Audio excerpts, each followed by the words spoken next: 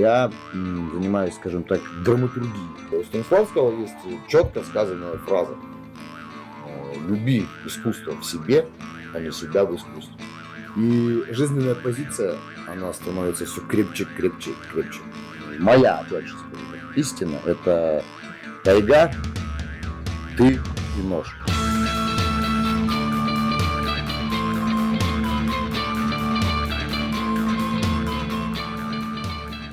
Добрый день, мы находимся у Григория Кирюхина, лидера группы «Волколак». После долгого отпуска группа решила возобновить свою бурную деятельность, и в связи с этим мы решили поговорить с Григорием. Грихам, ну расскажи вообще, что сейчас творится?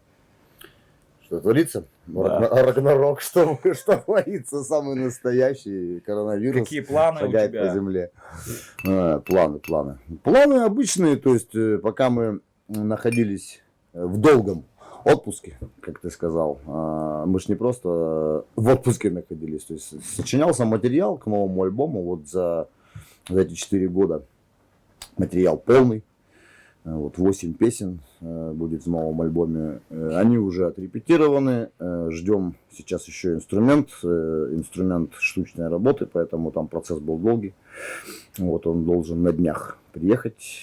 Раскроем небольшую тайну. Это будет гудок, только он уже такой более современный, имеет лады, чтобы было на нем проще играть. И главное — это звукоизвлечение.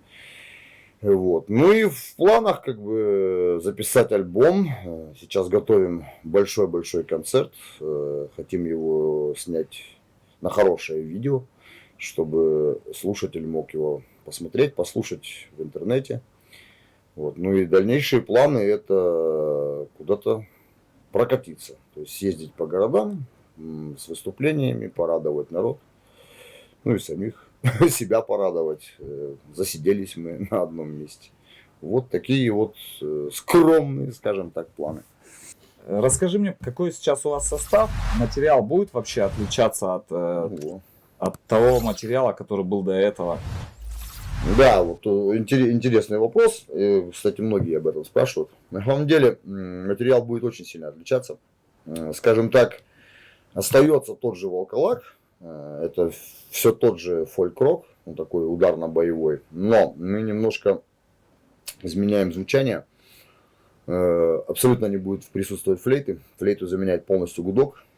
То есть сама музыка становится более, скажем так, протяжная. Очень много тремол, очень много пятикат различных. То есть она такая, скажем так, максимально погружающая. Очень много таких шаманских элементов, скажем так, тяжелых. То есть, несмотря на всю свою фольклорность, она будет очень, очень тяжело звучать. Такой, можно сказать, такой раннего средневековья металл. Такой будет, в общем. Поэтому, ну и, скажем так, по самим композициям, часть текстов, они будут такие же сказки, как они и были взятые из Нави. А часть текстов, да, они будут довольно замудренные, не для простого слушателя, то есть там нужно будет каждую песню сидеть, слушаться, переваривать, культивировать. По составу, состав у нас сейчас подобрался очень интересный, то есть основной косяк остался тот же. А на гудке у нас играет Роман Костенко, барабанщик легендарной группы «Темная половина». Вот, поэтому мы все приблизительно одного возраста, из одной, скажем так, тусовки 90-х. Поэтому нам очень просто, мы быстро как-то так собрались и начали репетировать. Репетиционный процесс проходит у меня прямо здесь. То бишь пока разучивали все это в спокойной остановке, под кофеек, под печенюшки, и как бы все нормально. Вот. Что хочу сказать по поводу самого нового альбома. Альбом будет интересен тем, что звучание будет, да, довольно-таки нестандартное. Я не знаю, как его народ, конечно, воспримет. Но по мне, стоять на месте — это тоже не тема.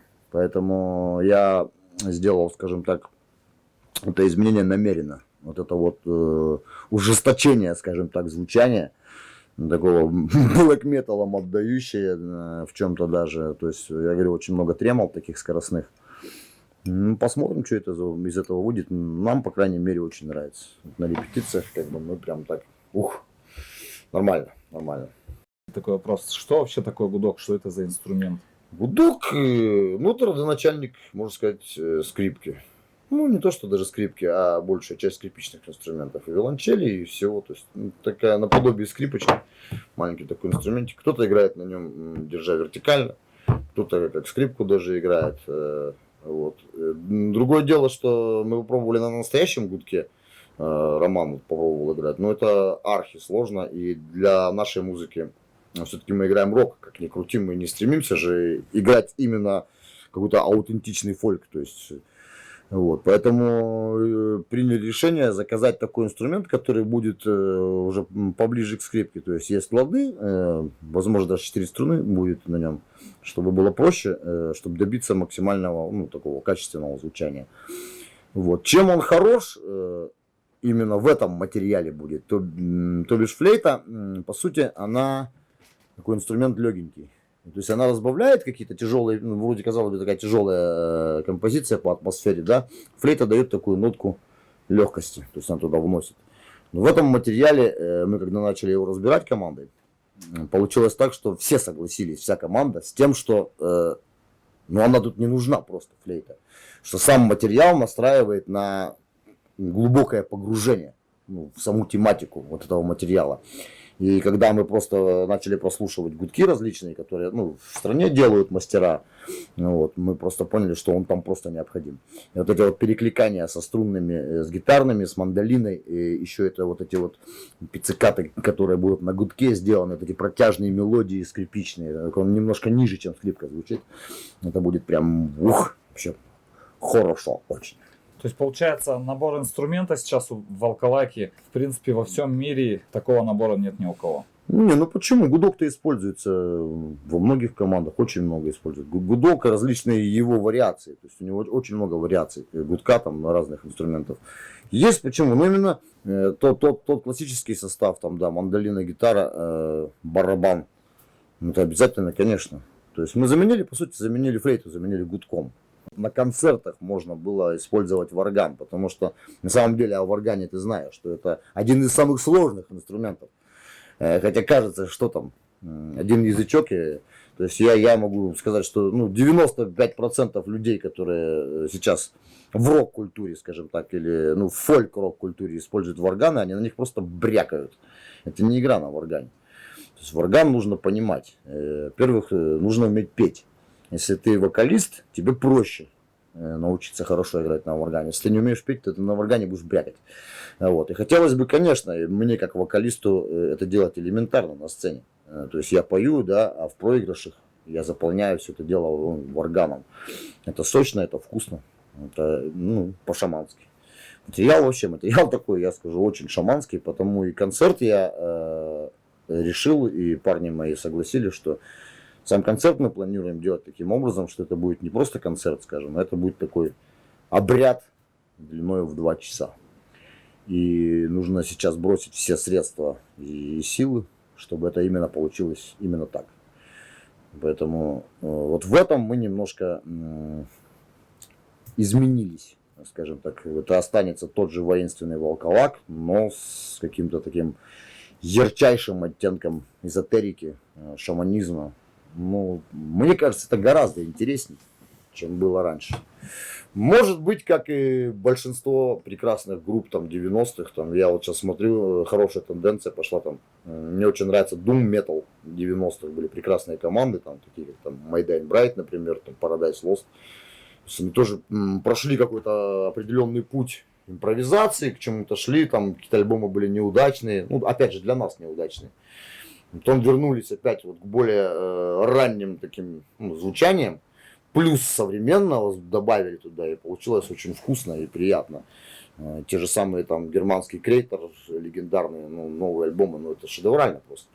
Может быть и мы потом вернемся к такому же, как подвиг Седого Короля, только уже с большим опытом проделанного пути. И это будет, наверное, звучать в 2 раза мощнее и интереснее. Ну вот так. Многие из твоих слушателей считают то, что первый альбом «Подвиг Седого Короля» ну, получился наиболее лучшим. Ты не боишься то, что шагнув в атмосферу больше, слушателей станет еще меньше? Ты знаешь, я тебе сейчас скажу, что когда я собирал проект «Волколак», это изначально была моя задача не идти на поводу у слушателя. То есть моя сверхзадача была, как создателя этого детища.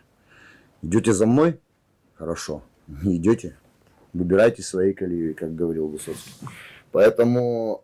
А по поводу подвига Седого Короля, ничего скажу. Дебютный альбом, да, именно в фольклоре. Конечно, он был простенький, он прост именно на восприятие был. Но я опять же скажу, никого не оскорбляя, если люди не хотят развиваться, ну, как бы глядя на меня, слушая меня, но это их личное дело. Я пою для тех, кто хочет идти вправь, кто хочет развиваться, хочет думать, размышлять. Поэтому для таких людей все это дело, собственно говоря, и сочиняется. А на самом деле ты же понимаешь, что таких людей очень мало в мире. И пусть будет так, пусть останется 2 человека, которые будут слушать меня. Но такого, конечно, никогда не будет, потому что этот процент все равно, он определенный. По поводу, опять же, рейтинга, скажем, альбомов, да, мы там официально выставляли, подвиг Седого Короля там, ну, немножко лучше, да. На самом деле, я со многими людьми общаюсь, вот, скажем так, более умные люди, наоборот, говорят, что один из самых сильных альбомов «Сгинуть». Вот такие мнения, скажем так. Есть люди, которые восхищаются темным блеском чешуи. Хотя альбом был сделан просто так, извиняюсь за выражение, на откупись, да, то есть был материал, который нужно было срочно записывать. Мы его записали, а он стрельнул. То есть поэтому я иду своим путем. Кто идет со мной, это приветствуется, а кто нет, ну. Когда я слушал альбом «Сгинуть», после прослушивания альбома «Сгинуть», у меня, ну, было угнетенное состояние. Так и было задумано? И Да, так получилось? да, потому и само название альбома именно «Сгинуть» и многоточие. Это уже повод для размышления. Естественно, что это как в любом хорошем спектакле. Мы смотрим трагедию какую-то, да, на сцене происходящую. И да, главный герой в конце гибнет, и происходит трагедия. Но человек выходит из зала с хорошим настроением, не подавленным. Вот это хорошо сыгранный спектакль. А если человек выходит размазанный, плохо сыгранный спектакль. Потому что из любой трагедии, скажем, так же, как в альбоме «Сгинуть», ты даешь надежду человеку. То есть человек прослушал ту же самую песню «Сгинуть» и понимает, во как оно. А мысль-то там понятна. И в песне, и в самом альбоме, что они все так плохо на самом деле. Да, лучше сгинуть. Но мы еще поднимем голову. Поэтому вот эту надежду я оставляю. И в следующих альбомах также пошло там, допустим, «Ледяной поход». Там тоже это присутствует. Вообще, как бы для меня сочинение композиции — это постановка спектакля в любом случае. То есть я не делаю просто так песню ради песни. Я не пишу, почему я не люблю, когда называют текст. Я занимаюсь, скажем так, драматургией, можно так сказать, поэзией, драматургией. Но я не пишу тексты. Это как-то пошло звучит на самом деле. Поэтому, да, вот «Сгинуть», да, он был именно таким. Это было специально сделано, чтобы дать людям подумать. Поэтому, наверное, он и воспринимается именно, скажем так, наряду с подвигом Седого Короля, очень таким грузным и тяжелым. Может быть, многих это даже и отталкивает. Ну, это опять же дело вкуса. Кому что и...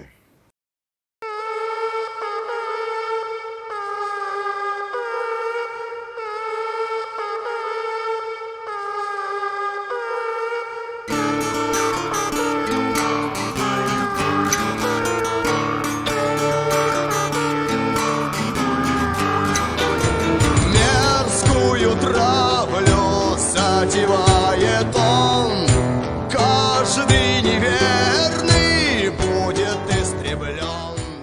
Ваши ранние клипы, ранние клипы группы «Волколак», очень бурную реакцию негативную вызвали у современных реконструкторов. Ну, расскажи, почему так получилось, почему такие клипы, ну, они, скажем так, явно не ахти-клипы, но если по современному творчеству брать.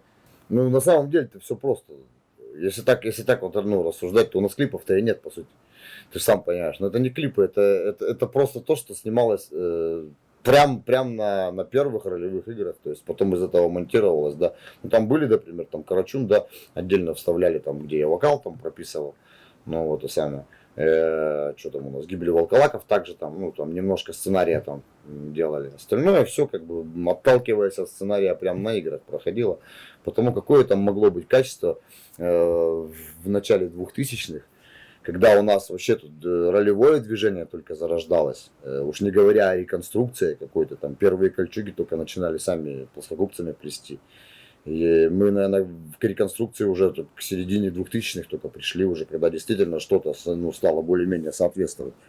Поэтому другой реакции быть не может. Нужно же понимать. Это я к зрителям таким бы обратился бы. Ну, вы же понимаете, что все начиналось-то.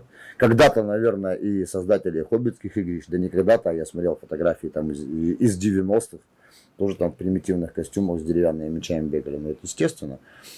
Можно сказать, из наших клипов, более-менее на клип похожий, это «От брата до ворога». Там, да, делался специально клип, поэтому он уже сделан более-менее качественно. Хотя, опять же, на обыкновенную камеру одну, это все примитивно. Вот надеемся снять уже, если все пойдет по плану, серьезные клипы с участием, опять же, реконструкторов, уже современных реконструкторов эпохи викингов, ранней Руси. То есть там будет достойно на что посмотреть, и это уже будет гораздо качественнее, чем было тогда. Но тем не менее я скажу, что нам эти клипы нравятся, потому что они родные. И в них передавалась как раз таки та суть, о чем мы с тобой говорили, что горящие сердца, то есть, да, там непонятно во что одеты, шлема и жестянки, там, бронемиры, или как там бегающие, а бронеграды, бронемир это, это другой человек, хороший, кстати, бронеград, как Шаград одного там персонажа назвал, вот, конечно, это сейчас смотришь, так и, но зато в этом была настоящность. Хорошо, какие ощущения нас ждут, по твоим прогнозам, после прослушивания нового альбома? Ну вот тут, конечно, все гораздо будет сложнее, я сам не знаю реакции. Потому что, ну, как объяснить, он действительно тяжелый. Он тяжелый и в музыкальной части. Именно музыка, ну, прям отличается очень сильно. То есть веселушек нету. Вообще нет веселых композиций. Все композиции очень суровые, довольно-таки. Есть несколько композиций, которые прям, ну, если перекладывать. Это тоже, кстати, об этом я скажу. То есть проект «Волх» возрождается. И в нем будут многие песни из Волколака, просто в другой аранжировке, в тяжелой. Они будут сделаны.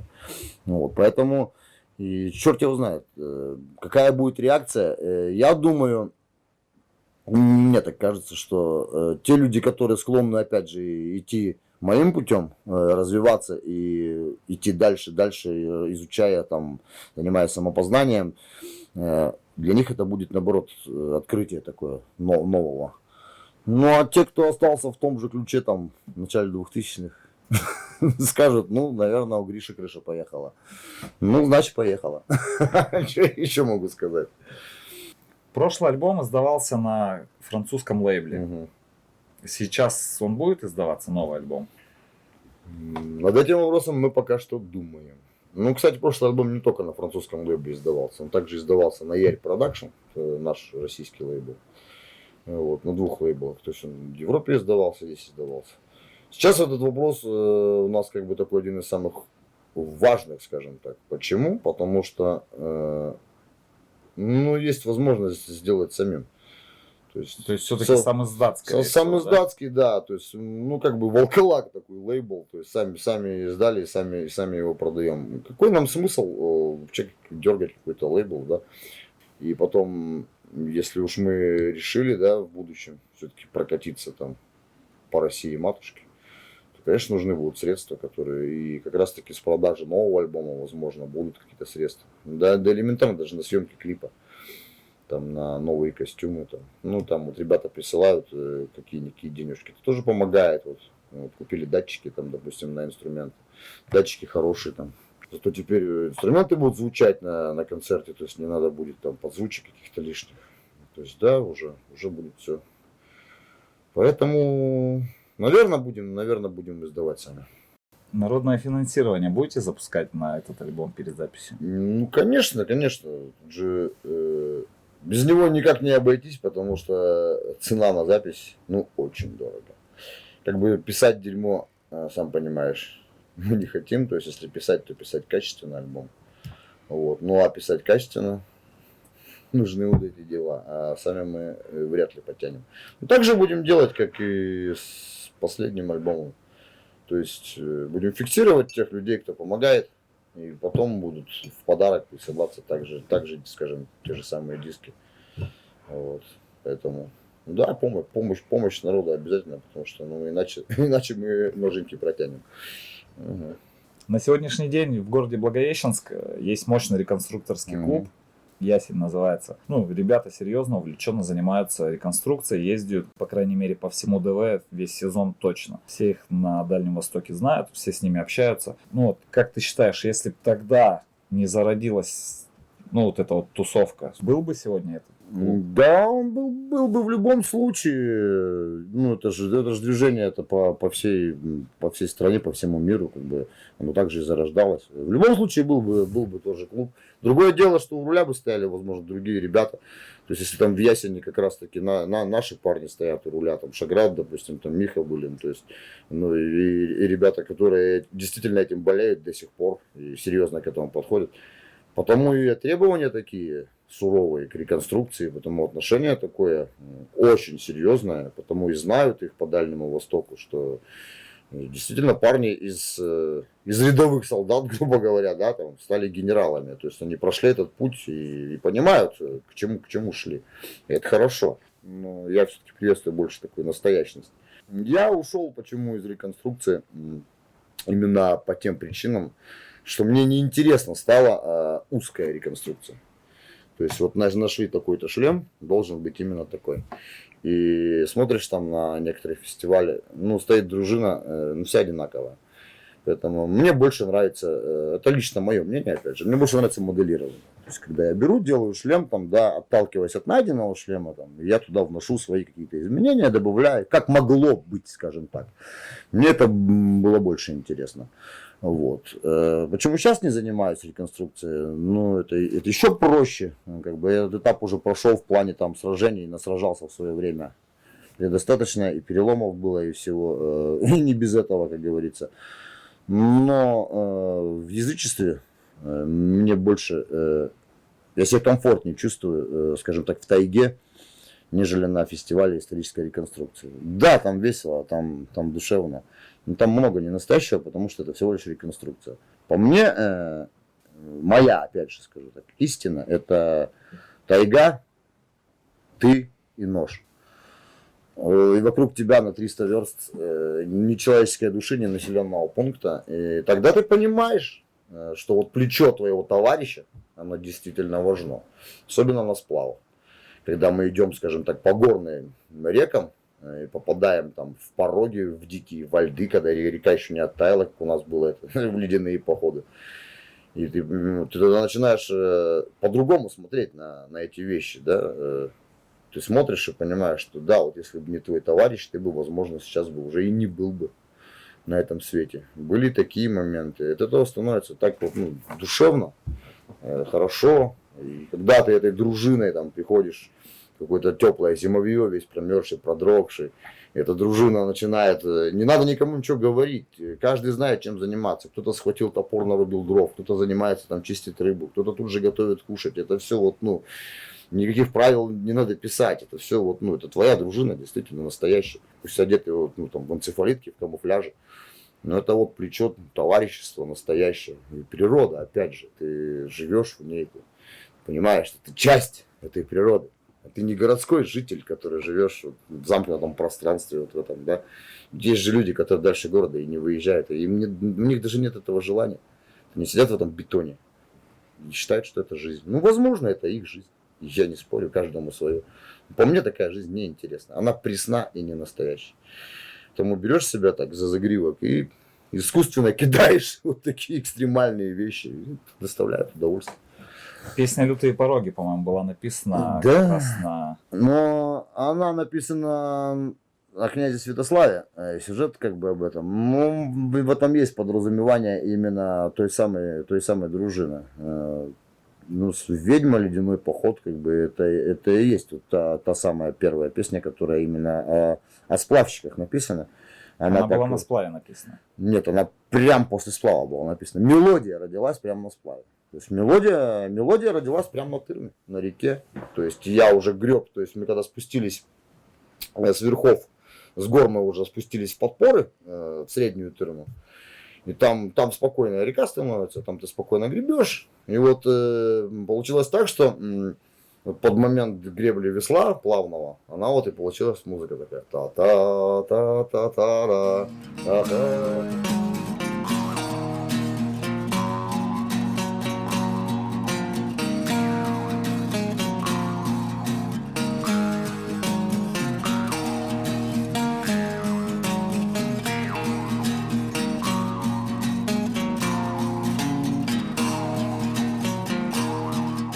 И вот она уже тогда у меня начала в голове играть. И я, прилетев домой, схватил гитару, все это дело накидал.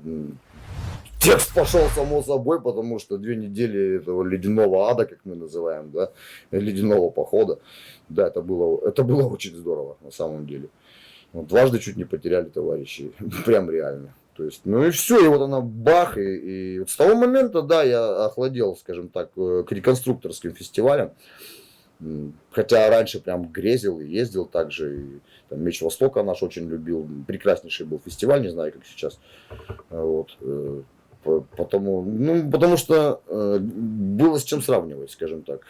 По мне, опять же, я никого не призываю там, заниматься, давайте все заниматься там таежными походами. Нет, ну для меня это, да, это дает осознание.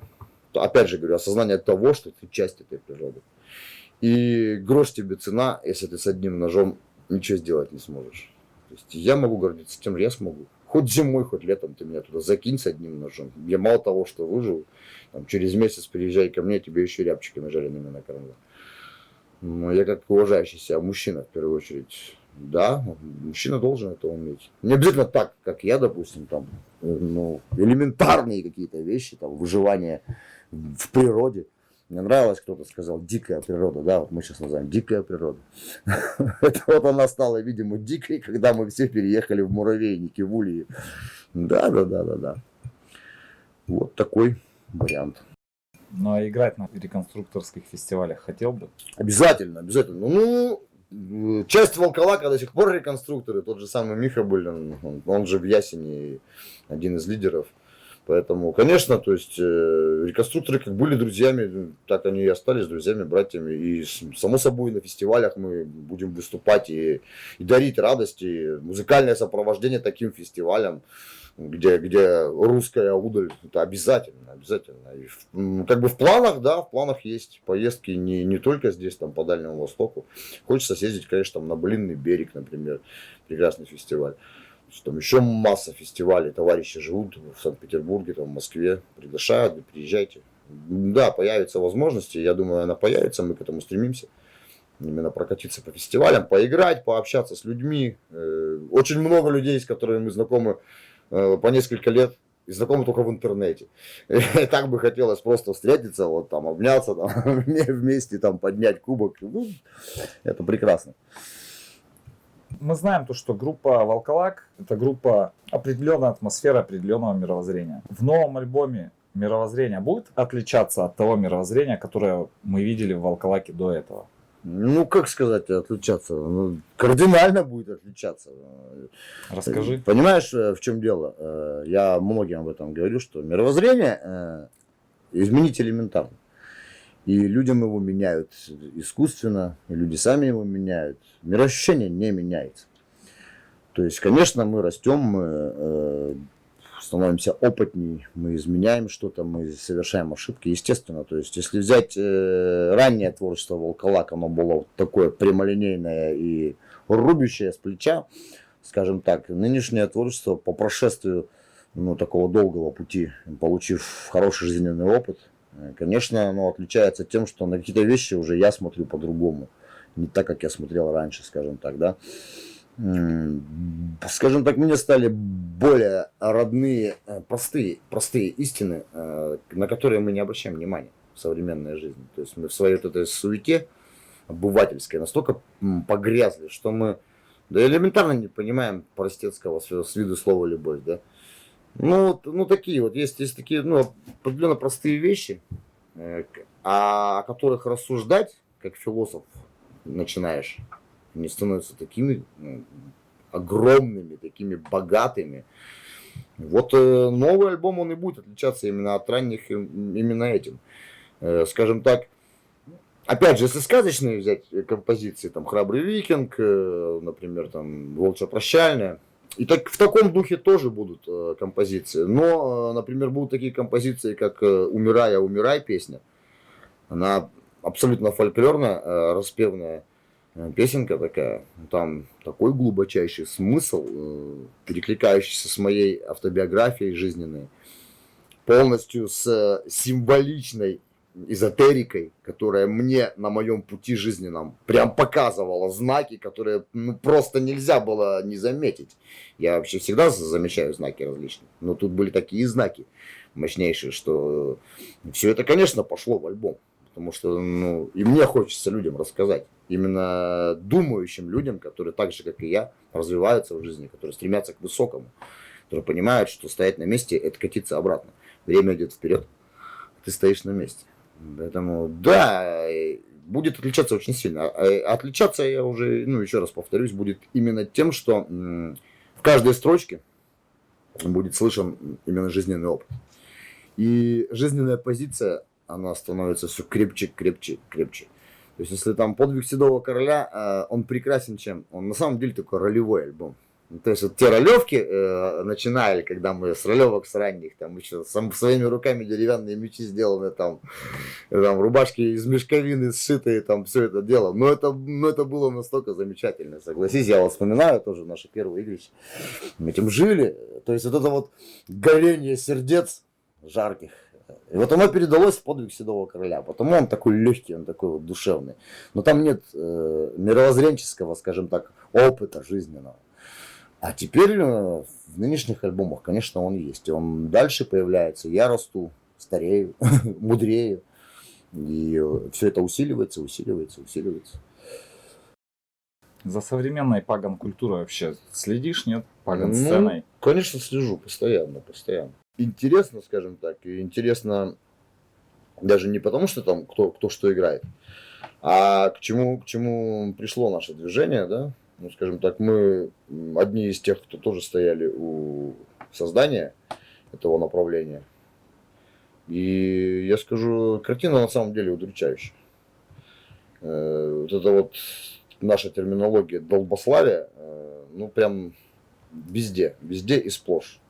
То есть, скажем так, от чего мы наоборот старались отойти, углубиться в более серьезный материал.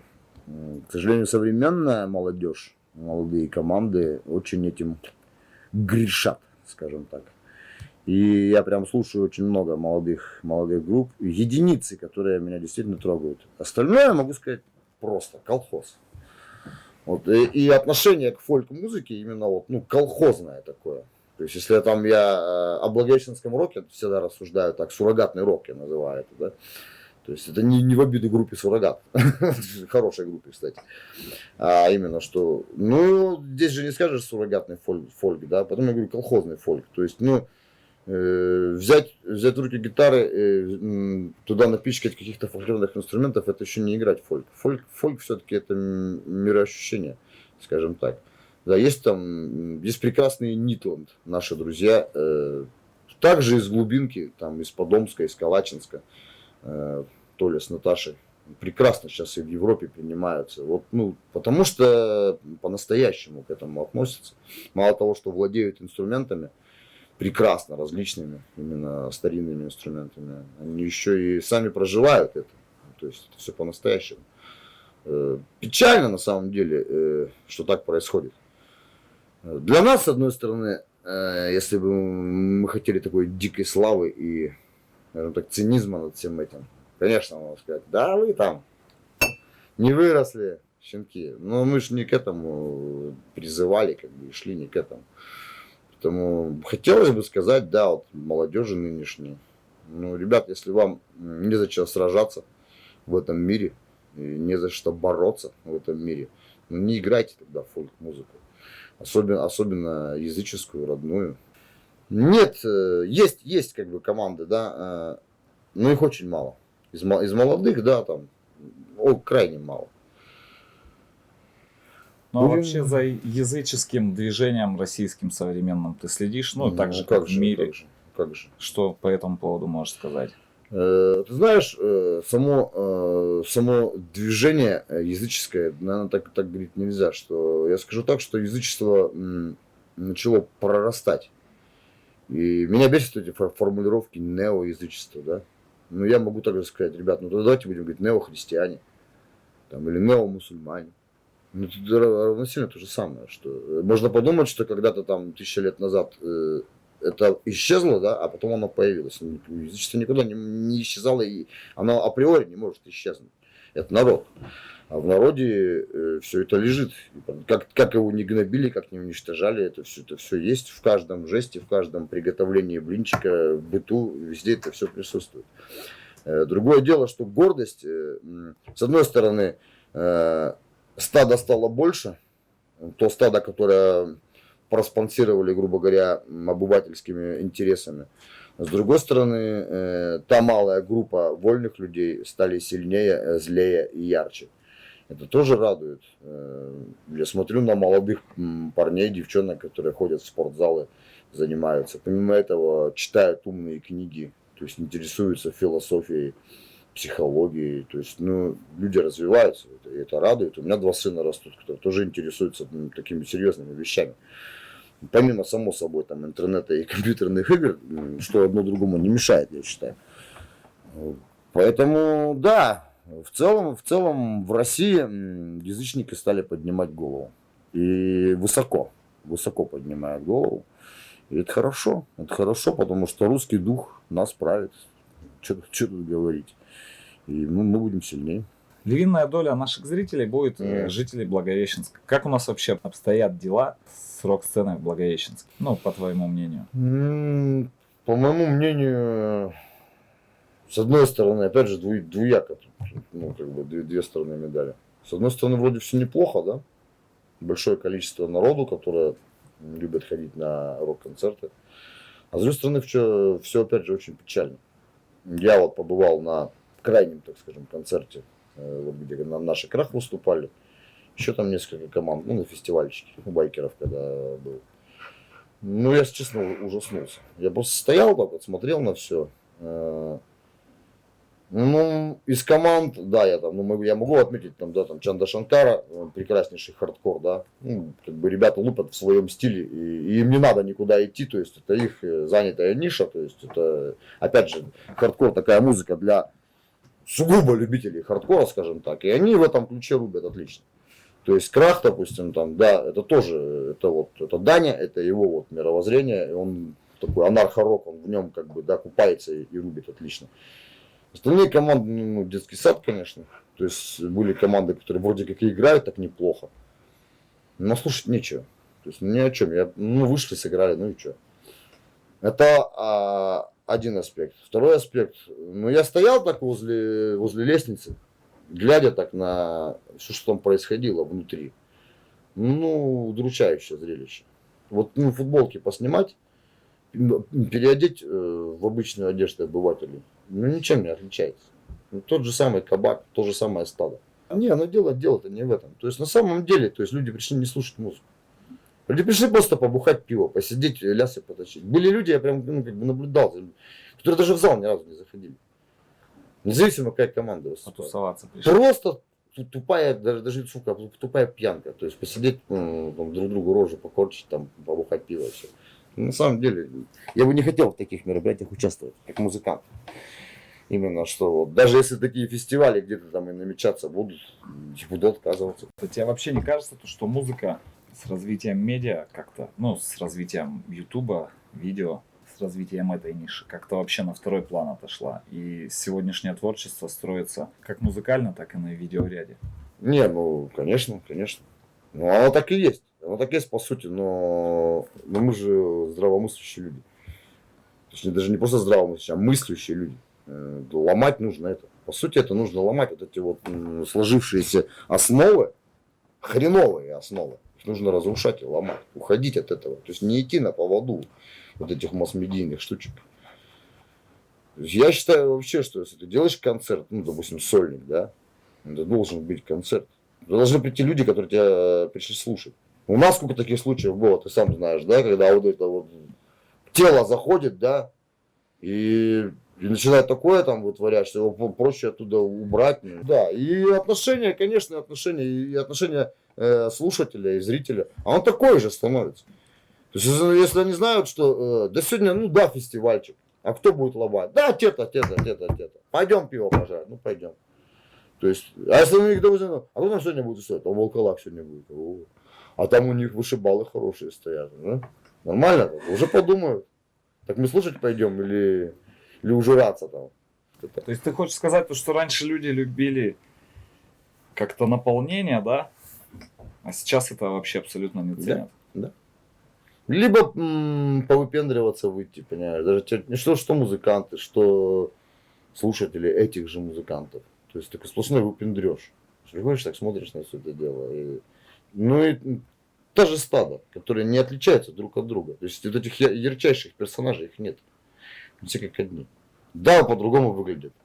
Те так выглядят, эти так выглядят. А на самом деле, что те, ну, нету ярких личностей.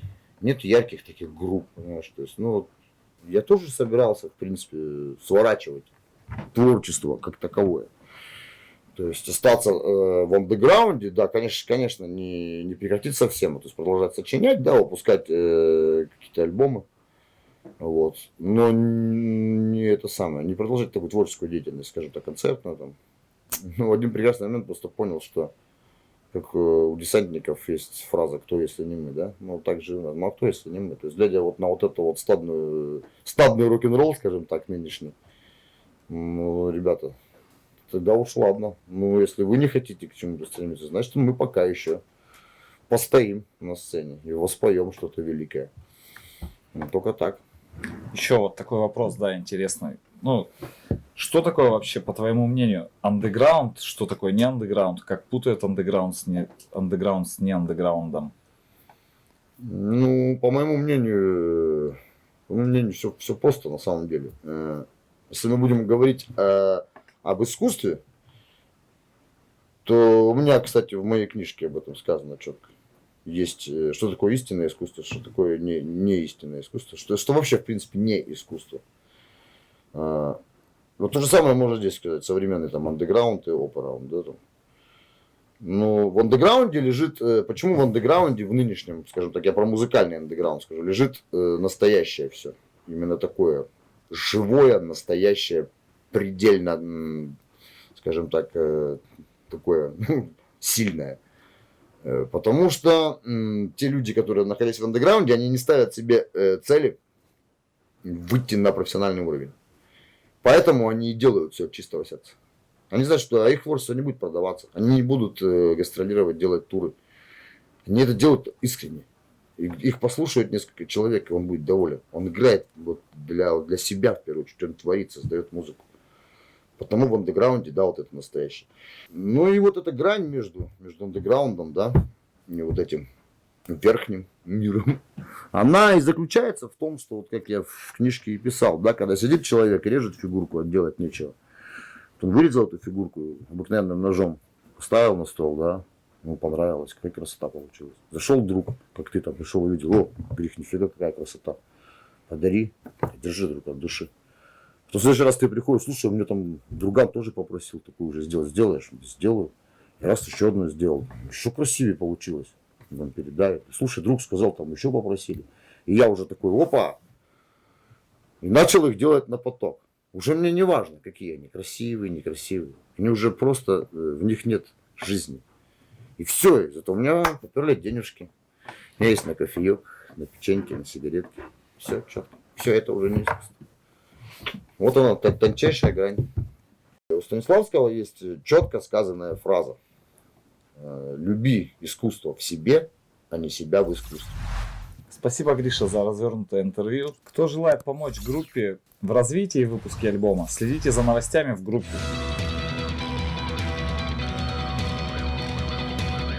Вся информация будет там.